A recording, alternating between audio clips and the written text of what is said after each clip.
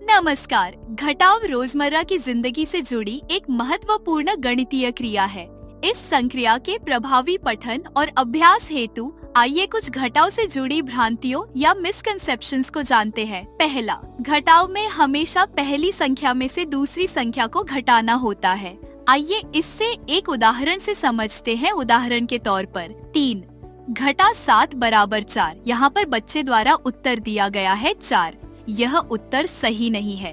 बच्चे अक्सर मानते हैं कि घटाव में हमेशा पहली संख्या में से दूसरी संख्या को ही घटाना है, भले ही पहली संख्या छोटी हो।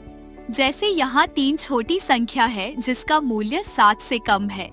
ऐसी गलतियाँ न हो तो हमें बच्चों को घटाव की संक्रियाओं को संख्याओं के मूल्य से जोड़ते हुए समझाना चाहिए। ठोस उदाहरणों की मदद से इसे स्पष्ट किया जा सकता है। दूसरा, घटाव को भी जोड़ की तरह किसी भी दिशा से किया जा सकता है।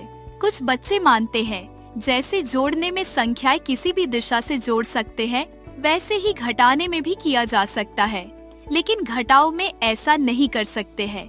यहाँ दिशा बहुत जरूरी है। आइए इससे एक उदाहरण से समझते हैं। उदाहरण पहला, 10 + 4 = 14, 4 + 10 = 14।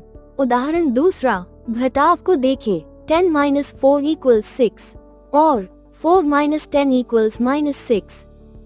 आपने जोड़ के उदाहरण में देखा, दोनों स्थिति में उत्तर 14 है, यानी यहाँ संख्याएं घुमाने अदला बदली से योगफल में कोई फर्क नहीं पड़ा। जबकि घटाव के उदाहरण देखिए, दोनों उत्तर अलग है। इसीलिए यह समझना जरूरी है कि घटाव एक क्रम संवेदनशील क्रिया है। इसका मतलब यह है कि घटाव में संख्याओं का क्रम बहुत मायने रखता है। अगर आप संख्याओं की जगह बदल देंगे तो उत्तर भी बदल जाएगा। तीसरा, घटाव का मतलब सिर्फ निकालना होता है।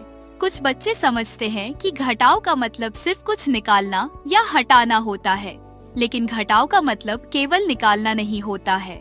आइए इससे एक उदाहरण से समझते हैं। उदाहरण 1, राम के पास 12 गेंदे, श्याम के पास 8 गेंदे हैं, तो उनके बीच कितनी गेंदों का अंतर है? 12 घटा 8 बराबर 4 गेंदों का अंतर। यहाँ हम दो वस्तुओं के बीच का फर्क निकालते हैं। कोई चीज नहीं निकाली जाती, बस तुलना होती है। उदाहरण 2, सवाल, अमन के पास 9 टॉफियां थी, उसने 4 टॉफियां अपने दोस्तों को दे दी। अब उसके कितनी टॉफियां बची हैं? 9 घटा 4 बराबर 5। यहाँ 4 को निकाला गया, यानी टॉफियां कम हुई। उदाहरण 3, तुम्हें 15 रुपए की किताब खरीदनी है और तुम्हारे पास 9 रुपए हैं, तो और कितने रुपये चाहिए? 15 घटा 9 बराबर 6 रुपये। यहाँ भी किसी चीज को निकाला नहीं गया, बल्कि यह देखा गया कि कितनी कमी है। घटाव का मतलब सिर्फ निकालना नहीं है, बल्कि यह कई अलग अलग स्थितियों में अलग अलग अर्थों में उपयोग होता है। निकालना घटाव का एक पहलू है, लेकिन केवल वही नहीं। घटाव का मतलब हो सकता है कितनी चीजें कम हो गई, 2 लोगों या चीजों में कितना अंतर है, किसी लक्ष्य तक पहुंचने के लिए कितना और चाहिए। चौथा, घटाव में शून्य का कोई मूल्य नहीं होता है। कुछ बच्चे यह मानते हैं कि किसी भी संख्या से शून्य घटा देंगे तो वही संख्या ही आते हैं, यानी शून्य का कोई मूल्य नहीं है। शून्य एक बहुत महत्वपूर्ण संख्या है। घटाव में भी इसका स्पष्ट उपयोग होता है। कुछ उदाहरण से समझते हैं। 5 घटा 0 5। 5 में से कुछ नहीं घटाया गया, इसीलिए संख्या वही रही।